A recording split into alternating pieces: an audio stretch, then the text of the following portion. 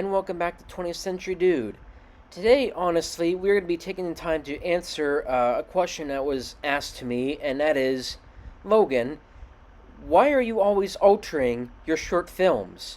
Why not just leave them the way they are? Uh, and I guess there's a few different answers for that.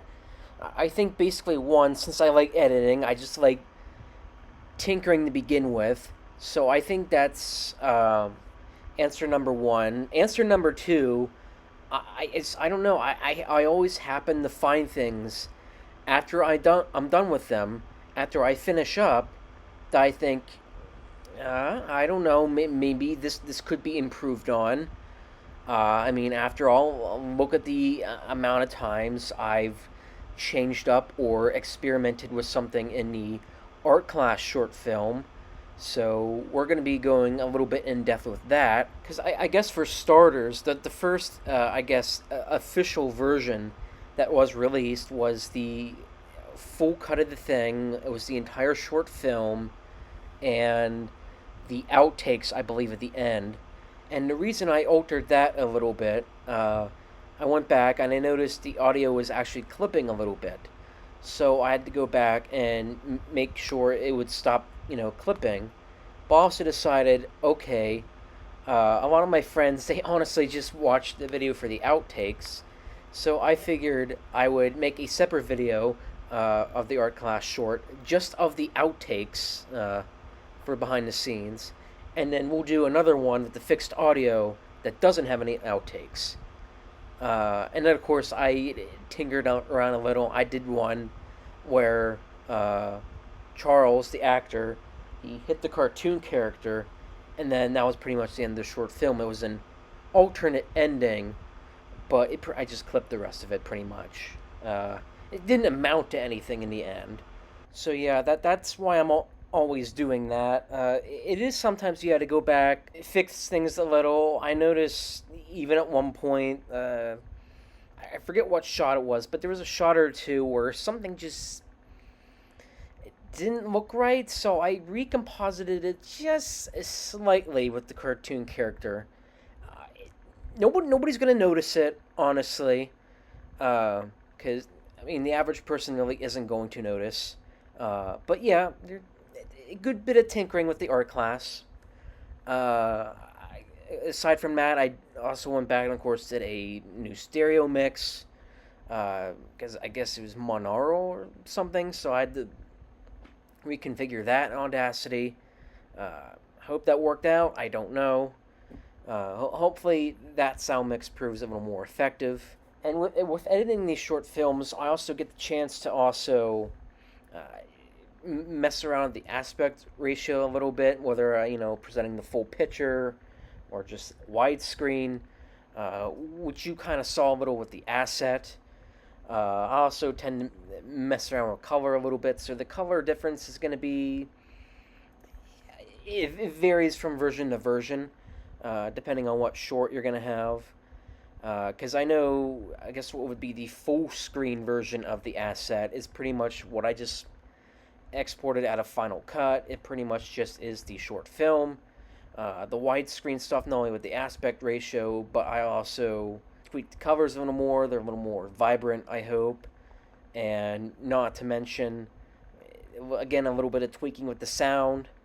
I think adding or maybe even taking out like a sound effect that maybe doesn't work. Which in the end, I hope makes it more effective, is what I'm trying to do. And also for funsies, I do a little VHS pan and scan thing. Which, if anybody doesn't know what pan and scan is, it was like back when you had like a widescreen movie, but you only had so much space to like work with because of the 4x3 TVs. So what they ended up having to do was basically crop the picture, and then if there was something where you needed uh, like if you had this much picture to like communicate in one shot, but you only had this much room, sometimes it would like pan back and forth depending on what the subject is. So if there's like a conversation around a table or something, like we're gonna need it here, but we also need it over here. So what it might do is when you pan and scan is you just you pan the shot slowly over here, kind of what that is. Some people hate it. I am impartial to it. I see it as sort of an aesthetic choice, almost. But I do it because VHS is awesome as well. And I also, while tinkering with this stuff all the time, I do want to make sure that everybody does get to see all of the versions that are present there. Not only just so you can maybe pick your favorite, I guess, but you can see how these things change. And that's why I also have, the version comparisons that I also throw up there. That way you can see it like simultaneously, the differences between each version of the short film.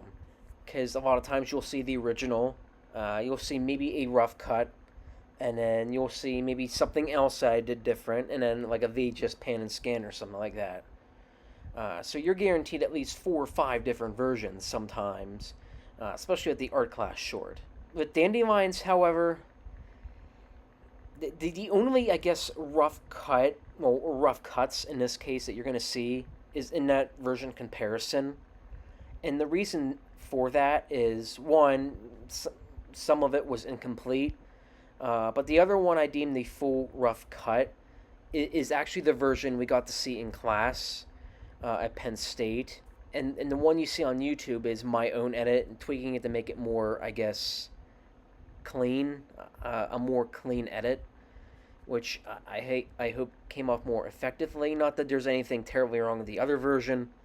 I thought mine, when I edited and did my little director's cut, which is the official version, I thought that was more effective. I thought that got the point across better, because there was scene rearranging. I even took out some establishing shots of some buildings because they were kind of grainy and awful looking, and hopefully I made something that's better. So yes, that's why there's often different versions of my shorts on YouTube. Sometimes it's to tinker, sometimes it's to fix something, but I also want to make sure everybody gets to see as many versions as they possibly can.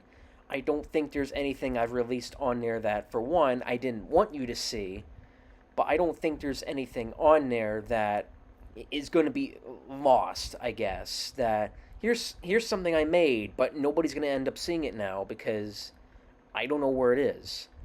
But they're all on YouTube. You can all see what I've worked on, all the different versions. So if you like all the VHS pan and scan stuff, we got all of those. If you don't really care, you just want the actual short itself, take a look at my channel. They're all there.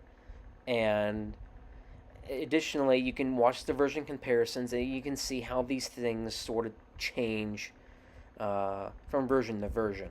So as far as the experimental stuff goes, I don't really know if there's anything I'm going to tweak in those. I think for the most part, I'm going to let them alone, because there's not really anything in there I want to tinker with, or care to change, or do a VHS pan and scan with, especially with the off one, which I think has enough special effects work done to it already. I don't feel like we need to do a whole VHS thing with that.